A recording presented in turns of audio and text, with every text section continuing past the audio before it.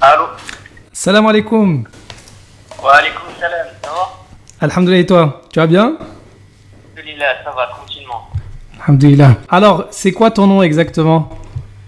Alors, du coup, mon nom c'est Clément, mais depuis que je me suis converti, c'est Aïssa. Alhamdulillah. Alors justement, donc tu es un ancien chrétien, c'est ça? C'est ça. Et tu es converti à l'islam depuis combien de temps? Je me suis converti le 17 juin pour être plus précis. Ah, donc c'est très récent, c'est ça? C'est ça, mais ça a été un acheminement d'à peu près, je dirais, 7 ou 8 mois. D'accord, alhamdulillah. Bah écoute, alors je te laisse un petit peu nous raconter comment ça s'est passé. D'accord. Tout commence, déjà j'ai 16 ans aujourd'hui. D'accord. Et donc voilà, pour certaines personnes, ça peut être un petit peu tôt, ce que je comprends. Et ce que je peux conseiller à des gens, justement, qui regardent ces vidéos, c'est, je pense qu'il y a beaucoup de chrétiens, comme je t'ai expliqué, et qui, du coup, qui se posent des questions, qui se posent quelle est la vérité, tout ça. Donc je vous dis, pour tous les chrétiens, ouvrez votre Bible et je vais vous montrer des versets qui vous disent comme quoi Jésus, alayhi salatu wassalam, était bien un prophète de Dieu et non Dieu lui-même, comme le dogme chrétien le réclame. Et voilà, moi je t'ai dit comme quoi j'ai lu 2 fois l'évangile, et 2 fois du coup j'ai bien commencé à apprendre, bien commencé à m'intéresser à mort justement pendant ces 7 mois d'apprentissage du christianisme. Et du coup ça m'a ramené vers l'islam, et tous les chrétiens qui s'intéressent réellement à leur religion vont directement vers l'islam. Alhamdulillah. D'accord, alhamdulillah. Est-ce que tu peux nous donner des exemples où Jésus, il a montré que c'était un prophète et non pas Dieu? D'accord, il n'y a pas de souci. On va commencer déjà dans Matthieu, au chapitre 4, versets 9 à 10. Donc, il lui dit, donc c'est Shaitan qui parle à Jésus, alayhi salatu wassalam. Il lui dit, je te donnerai toutes ces choses si tu te prosternes et m'adores. Jésus lui dit, retire-toi, Shaitan, car il est écrit, tu adoreras le Seigneur ton Dieu et tu le serviras lui seul. Donc, Jésus, là, il nous dit, tu adoreras le Seigneur ton Dieu. C'est-à-dire, il n'a pas dit, tu m'adoreras moi-même. Effectivement, c'est un verset très important. Merci. Voilà, donc il y a une distinction entre Jésus et Dieu, le Seigneur d'Israël. Donc on peut voir qu'il y a une distinction, ce ne peut pas être la même personne en fait. Et donc, et du coup, après, le diable le laissa. Donc voilà, pour ce verset, ce qui m'a prouvé encore une fois comme quoi Jésus, ce n'est pas Dieu. Parce qu'il a dit, tu adoreras le Seigneur ton Dieu. Et tu le serviras lui seul, surtout. Effectivement, et surtout, excuse-moi de te couper, là on est dès le début des évangiles en plus. Voilà, on est dès le début des évangiles, et c'était pendant sa période où est-ce qu'il jeûnait pendant 40 jours, donc où est-ce qu'il faisait le mois du Ramadan. Il me semble que tu en as parlé d'ailleurs dans tes vidéos. Oui, j'avais fait une vidéo expliquant bien que Jésus, en fait, il faisait une sorte de ramadan qui n'est pas identique à celle des musulmans, mais que le but est le même, il se privait de nourriture pour se consacrer à l'adoration. Voilà, exactement. Donc voilà. Ensuite, on va continuer dans le prochain chapitre, au verset 17. Donc c'est Jésus qui parle. Il dit, ne croyez pas que je sois venu pour abolir la loi ou les prophètes. Je suis venu non pour abolir, mais pour accomplir. Donc là, Jésus, alayhi salatu wassalam, il est venu sur terre pour du coup continuer dans le même acheminement que la Torah. Mais aujourd'hui, on voit que les chrétiens nous disent on peut manger du porc, on doit prier Jésus, on doit prier Marie, comme d'ailleurs l'une de tes dernières vidéos, c'est l'idolâtrie des chrétiens. Des chrétiens catholiques et tout ça. Donc ce n'est pas du tout les enseignements de Jésus alayhi salatu wassalam, et c'est les mêmes enseignements de la Torah, donc c'est-à-dire adorer un Dieu unique qui n'a pas de représentation, se prosterner, voilà, toutes ces choses-là qui sont la Torah. Et donc tous les chrétiens qui nous disent non mais on peut faire ça parce que Jésus est mort sur la croix, c'est pas vrai, parce que là il nous dit comme quoi il n'est pas venu pour abolir, mais il est venu pour accomplir. Exactement, voilà. Ouais. Ensuite, au chapitre 6, de Matthieu toujours, au verset 3 et au verset 6. Donc là, je vais parler des enseignements de Jésus alayhi salatu wassalam et la ressemblance avec les enseignements de Mohammed sallallahu alayhi wa sallam. Sallallahu alayhi wa sallam. Au verset 3, on nous dit, mais quand tu fais l'aumône, donc la zakat pour les musulmans, que ta main gauche ne sache pas ce qu'a fait ta droite. Donc là, on peut voir, même Mohammed sallallahu alayhi wa sallam, il nous a dit de faire ces choses, de faire l'aumône. Et ensuite, là, dans le verset 6, on me dit, mais quand tu pries, entre dans ta chambre, ferme ta porte et prie ton Père, pas le Fils, hein, ton Père. Effectivement. Là, dans le lieu secret, et ton Père, encore une fois, qui voit dans le secret te le rend pas. Donc là, on peut voir comme quoi Jésus enseigne l'aumône, la prière, d'aimer son prochain comme soi-même. Voilà, tous ces enseignements, c'est exactement les mêmes que Mohammed sallallahu alayhi wa sallam. Et si juste je permets de te couper, parce qu'en fait c'est vrai que des fois il y a des gens qui se convertissent mais ils lisent pas pour autant les textes, donc toi, alhamdoulilah, tu as pris le temps de lire les textes et tu me fais penser à une chose dans ce verset comme tu as dit, non seulement Jésus il demande de prier le Père, mais à la fin il dit que c'est le Père qui récompense, tu vois, le Père te le rendra comme tu as dit, voilà, c'était juste une remarque. Voilà, c'est ça, exactement. Ensuite, donc toujours Matthieu, chapitre 12, verset 18. Donc c'était une prophétie d'Ésaïe, pour remettre dans le contexte, et il fallait que Jésus accomplisse la prophétie qui est annoncée par Ésaïe. Donc au verset 18, on dit « Voici mon serviteur que j'ai choisi ». Donc mon serviteur, c'est le serviteur de Dieu, c'est Dieu qui parle, c'est l'Éternel. Et donc mon serviteur, donc là on place le serviteur, on l'associe à Jésus. Donc ça veut dire que Jésus, si c'est Dieu, il est serviteur de lui-même, ce qui n'a absolument aucun sens. Je suis d'accord. L'Éternel n'a pas besoin de serviteur. Ensuite, Matthieu 21, chapitre 11. Donc là, on va voir comme quoi Jésus n'a jamais n'a jamais exclu le fait que c'était un prophète. Et on va le voir ici. La foule répondait, c'est Jésus, le prophète de Nazareth en Galilée. Ensuite, le verset d'après, Jésus entra dans le temple de Dieu. Il n'a pas dit Jésus, parce que quelqu'un dans la foule, dans l'évangile aussi, lui avait dit mon bon maître, ou quelque chose comme ça. Et Jésus lui a dit, pourquoi m'appelles-tu bon? Il n'y a-t-il pas que Dieu qui est bon? Exactement, c'est dans Marc 10, 18 par exemple. Voilà, exactement, c'est bien. Donc là, on peut voir comme quoi Jésus, quand on l'interprète mal, finalement, il nous reprend. Alors que là, quand il dit c'est Jésus, le prophète, il n'a pas repris quelqu'un, donc les gens de la foule.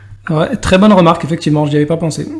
Ensuite, en Matthieu 24, verset 36, c'est le plus connu de tous les musulmans qui peuvent sortir. C'est, je pense que tu le connais d'ailleurs. C'est pour ce qui est du jour et de l'heure, personne ne le sait, ni les anges des cieux, ni le Fils, mais le Père seul. Donc ça veut dire que Jésus, si c'est Dieu, il n'est pas omnipotent. Après, certains chrétiens disent, oui, mais il a menti. Donc ça veut dire que c'est contre sa nature, parce que l'Éternel condamne le mensonge. Donc ça n'a aucun sens, encore une fois. En fait, effectivement, ce verset, il parle de l'omniscience de Jésus, c'est un vrai problème pour les chrétiens, et je pense que tout simplement, ils n'y arriveront jamais à répondre. Et puis même dans Matthieu, la partie ni le Fils, elle a été supprimée de plusieurs manuscrits parce que ça a posé des problèmes à certains chrétiens. Mais la version de Marc 13:32, confirme bien que le Fils est exclu de l'omniscience ici. Voilà, c'est juste une parenthèse. D'accord, nickel. Ensuite, Marc, au chapitre 12, au verset 29 et 30. Donc là, c'était des commandements, donc c'était un des scribes qui lui avait demandé comment se rapprocher de Dieu en fait. Et donc Jésus répondit, voici le premier, écoute Israël, le Seigneur, notre Dieu est l'unique Seigneur. Donc ça veut dire que c'est lui le seul Seigneur, le créateur du monde, c'est le Seigneur d'Israël. Et c'est non Jésus, parce que même Jésus adore le Père. Donc ça n'a aucun sens, la Trinité. Et le second, tu aimeras le Seigneur, ton Dieu, de tout ton cœur, de toute ton âme, de toute ta pensée, de toute ta force. Voilà. Et ensuite, le second, c'est tu aimeras ton prochain comme toi-même, comme Mohammed sallallahu alayhi wa sallam nous a enseigné. Effectivement, oui. Ensuite, Marc, chapitre 14, toujours, au verset 35 et 36, puis, ayant fait quelques pas en avant, il se jeta contre terre, donc c'est Jésus, et pria que s'il était possible, cette heure s'éloignât de lui. Il me semble que tu en as parlé dans une vidéo, mais je ne suis pas sûr, où en gros, cette heure, c'est son jour du sacrifice ultime. Donc alors, il dit, oui, je suis venu pour me faire crucifier, n'ayez point peur et tout ça. Il demande au Père, au Créateur des cieux, de s'enlever cette coupe. Donc la coupe qui est la crucifixion. Donc alors, son sacrifice n'a aucun sens alors. Si je peux me permettre, cette prière au moment de Gethsémané, eh bien c'est un vrai problème, c'est une difficulté parce que Jésus il nous dit avant qu'il est venu pour ça, pour la croix, et puis là, il dit au Père toutes choses te sont possibles, donc il essaie de trouver une issue, et après il dit toutefois non pas ce que je veux, mais ce que tu veux. Donc on sous-entend par là que Jésus ici, il ne veut pas ce que le Père veut. Donc c'est un vrai problème, c'est une vraie difficulté pour la crucifixion, ce verset, comme tu le soulignes. Voilà, c'est ça. Ensuite, on passe à l'évangile de Jean, donc au chapitre 1, versets 19, 20, 21 et 25. Donc le verset 19 nous dit: voici le témoignage de Jean, lorsque les Juifs envoyèrent de Jérusalem des sacrificateurs et des Lévites pour lui demander: toi, qui es-tu? Au verset 20 du coup. Il déclara, et il ne le nia point, il déclara qu'il n'était pas le Christ. Donc Jean 21. Et ils lui demandèrent: quoi donc, es-tu Élie? Et il dit: je ne le suis point. Es-tu le prophète? Donc là, on parle du prophète de Deutéronome 18. Et il répondit: non. Donc ça veut dire que Jean, ce n'est ni le prophète, ni Élie. Et que ce n'est pas le Christ aussi. Donc ça veut dire qu'il y a une distinction encore entre le prophète, Élie, et le Christ. Donc ça veut dire que le Christ ne peut pas être le prophète. Et si chrétien vous assumez comme quoi le prophète de Deutéronome et Jésus, donc ça veut dire comme quoi Jésus est un prophète, donc vous reniez sa divinité. Effectivement, ouais, je suis d'accord avec toi. Et donc au verset 25, il lui fait encore cette question: pourquoi donc baptises-tu si tu n'es pas le Christ, ni Élie, ni le prophète? Donc là, je reparle encore de cette distinction entre les trois personnes, donc le Christ, Élie et le prophète. Et donc ça veut dire que le prophète n'est pas encore arrivé. Donc ça peut être que Mohammed sallallahu alayhi wa sallam qui peut être lui. Et donc ensuite on passe au Jean chapitre 4 au verset 19 et 23. Donc c'est une femme, encore une fois, qui le surnomme, c'est une femme au puits pour les chrétiens. Donc il lui dit Seigneur, mais ce n'est pas Seigneur parce que comme tu l'as expliqué, le grec diffère entre Seigneur des créatures et Seigneur du Créateur. Effectivement, Seigneur, ça peut être utilisé autant pour le Créateur que pour les créatures en grec, donc il n'y a pas de difficulté. Voilà. Donc Seigneur, lui dit la femme, je vois que tu es prophète. Et donc Jésus ne l'a pas repris. Encore une fois à ce moment-là, deux fois dans la Bible où est-ce qu'on le définit comme prophète, où il n'a pas justement repris des gens. Et ensuite, au verset 23, il dit Jésus, mais l'heure vient et elle est déjà venue où les vrais adorateurs adoreront le Père, pas le Fils ni le Saint-Esprit, le Père seul, en esprit et en vérité, car ce sont là les adorateurs que le Père demande. On peut voir que même Jésus adorait le Père. Ça contredit encore une fois la divinité de Jésus. Donc ensuite, Jean chapitre 14, versets 12, 15, 16, 24 et 26. Donc au verset 12, on nous dit: en vérité, je vous le dis, celui qui croit en moi fera aussi les œuvres que je fais, il en fera de plus grandes parce que je m'en vais au Père. Donc là, on peut voir que c'est une preuve de la falsification de la Bible. Jésus, n'a jamais dit ces paroles. Car qui, sur terre, après Jésus, parce qu'il a cru en lui, pouvait guérir des lépreux, pouvait redonner la vue à des aveugles, pouvait redonner la parole à des gens. Ça n'a aucun sens. Ce verset, en fait, là, n'a aucun sens. Et pour moi, c'est une preuve de falsification.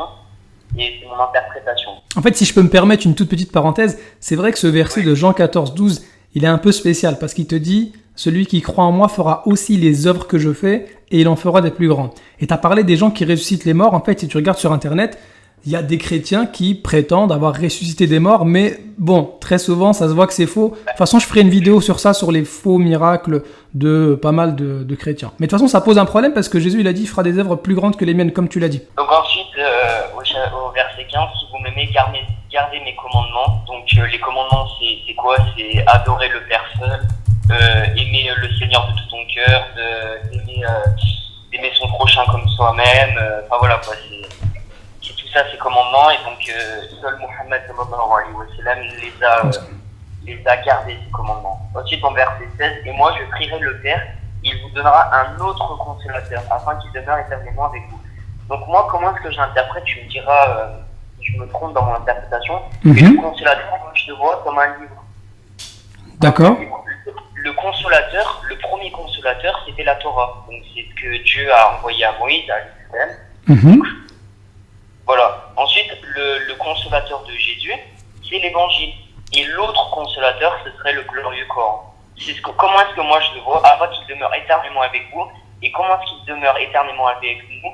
C'est que aucun mot n'a été changé du Coran depuis 1400 ans, les amis.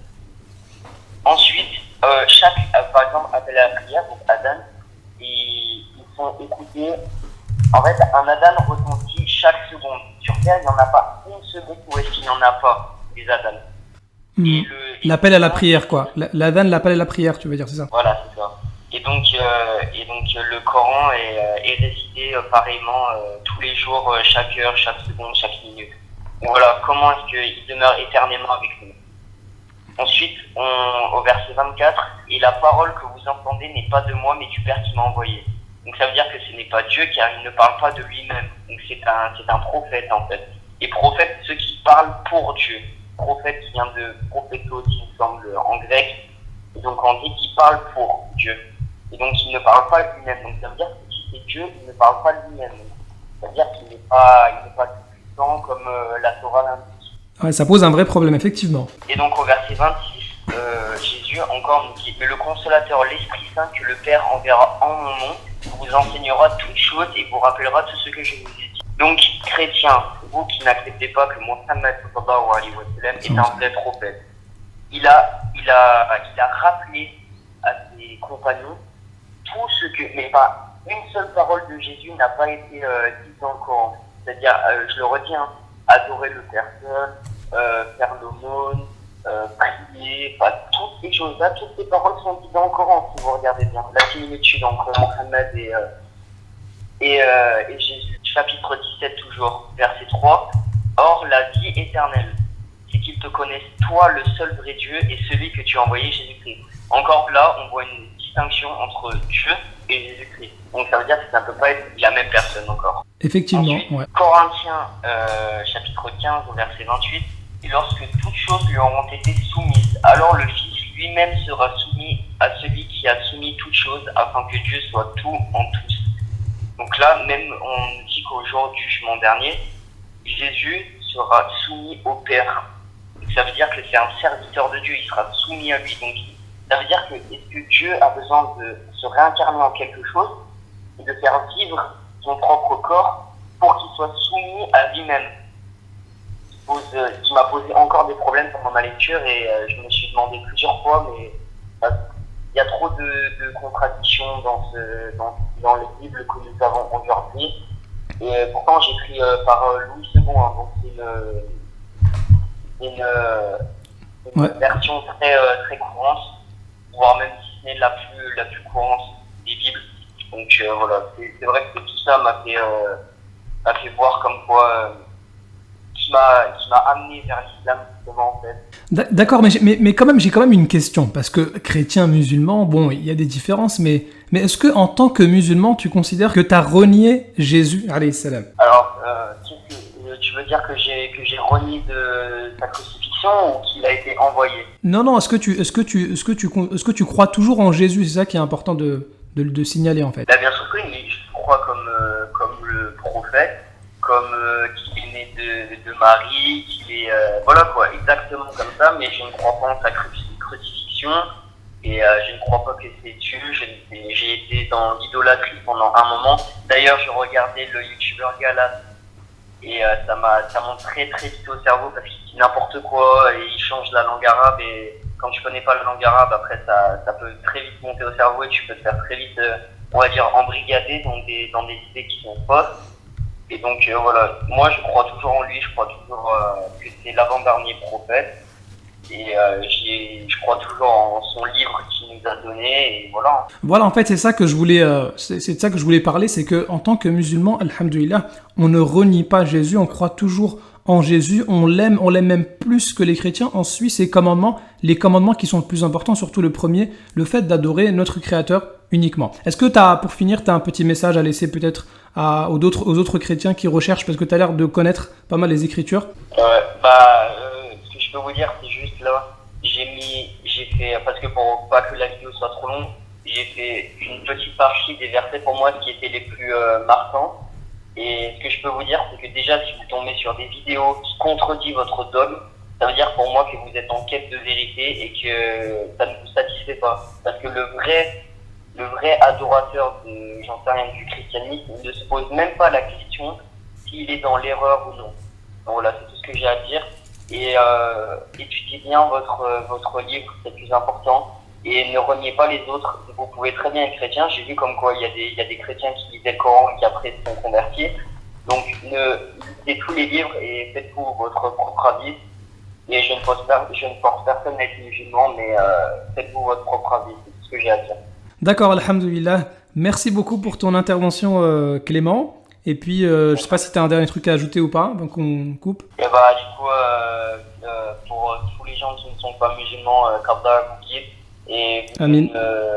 Et vous donne tout ce que vous avez et vous donne toutes les clés pour que vous posiez les bonnes réponses. Et d'ailleurs, pour certains musulmans, aussi, qu'Allah vous guide et vous donne al-Jannah, Inch'Allah wa ta'ala. Amin, amin. Barakallahu fik. Merci, à très bientôt. Allez, merci à toi aussi. Salam alaikum. Wa alaykum assalam wa rahmatullahi wa barakatuh. إن الذين قالوا ربنا الله ثم استقاموا تتنزل عليهم الملائكة ألا تخافوا ولا تحزنوا وأبشروا بالجنة التي كنتم توعدون نحن أولياؤكم في الحياة الدنيا وفي الآخرة ولكم